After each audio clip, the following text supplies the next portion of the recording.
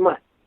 And they have the CEUs, and if those people want to get some CEUs, some hours, they're able to do that. And they have different programs and workshops.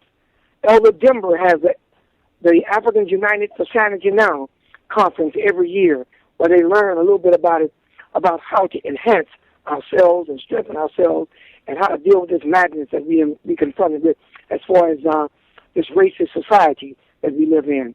That's why she makes the statement, racism is an illness. Yes. Are you sick? Yes. She always approaches that, throws that out there. Right.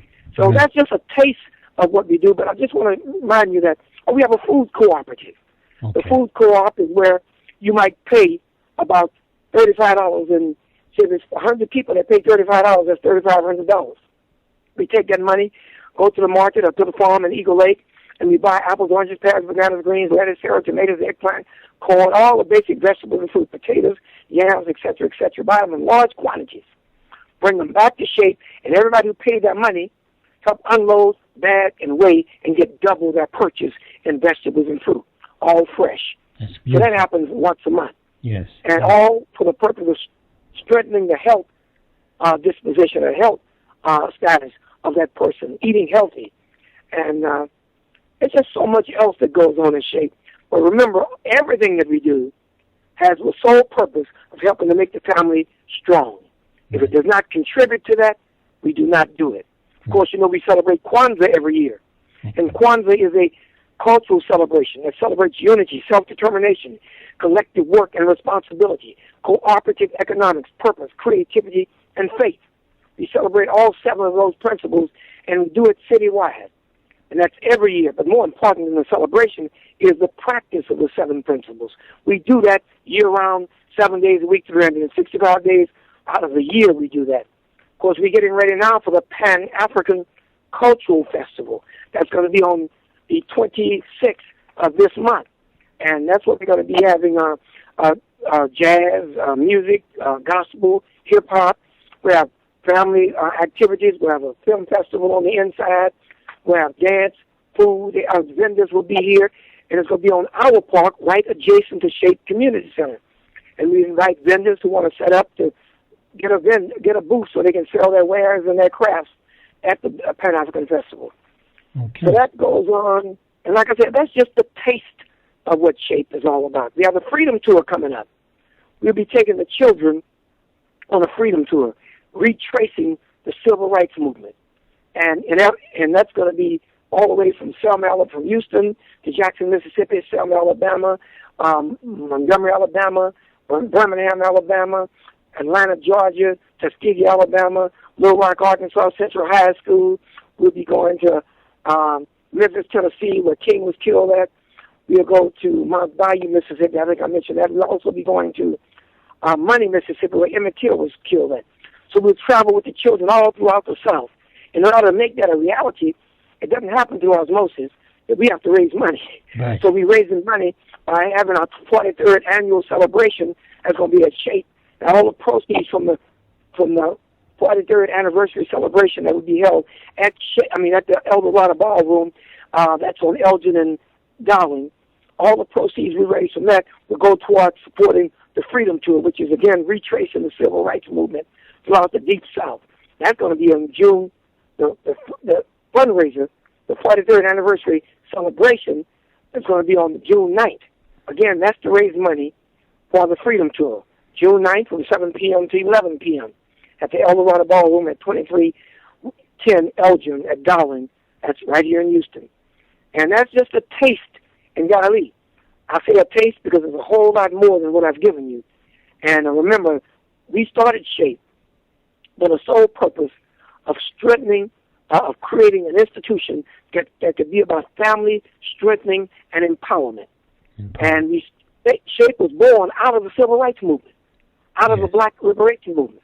Yes. We didn't get started because we wanted to do something for the community. We started because there was an absolute need for a community center that helped strengthen the family. Because, when I get out there and protest and demonstrate, when I go home, I don't want my parents to tell me, you made your bed, now sleep in it. Right. Because she couldn't understand why I was out there protesting. I want my mother and my father to understand why we are out there protesting, demonstrating, so she can support those efforts. So that's why we started S.H.A.P.E, so we can strengthen the family, so when we get out there from protesting, we'll have an institution that's moving and working and developing minds of young people and strengthening families, so the struggle will be stronger and more embedded in our minds, our community, and our culture. Right. That's what it is. That's why we started S.H.A.P.E, because we need a community. So we need institutions. Right. Remember, Brother Kwame Ture would always say, organize, organize, organize.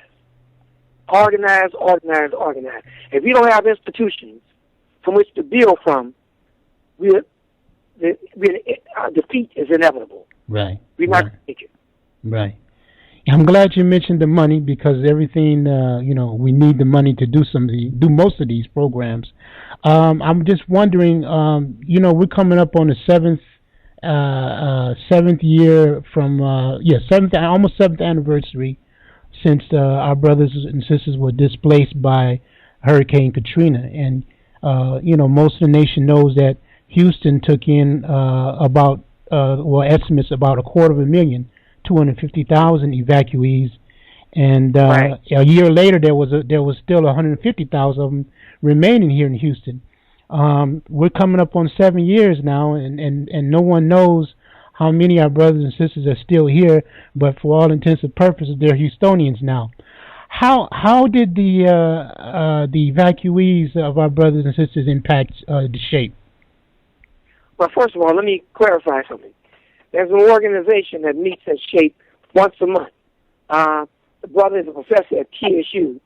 Oh boy, come on, I shouldn't forget his name. But anyway, he's a professor at TSU. He's from New Orleans, and they meet at S.H.A.P.E on a regular basis.